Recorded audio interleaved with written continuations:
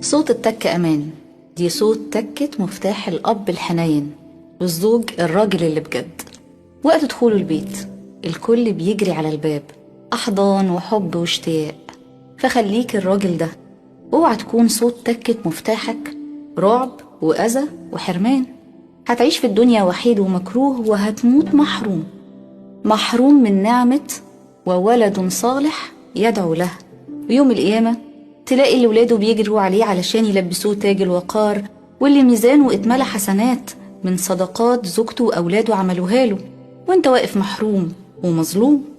وللأسف انت اللي ظلمت نفسك، وما ظلمناهم ولكن كانوا أنفسهم يظلمون.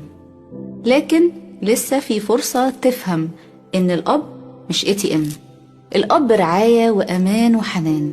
فالحق وصلح ورجع اللي خسرته، وخلي صوت تكة مفتاحك أمان. وقتها بس أقدر أقولك أبشر.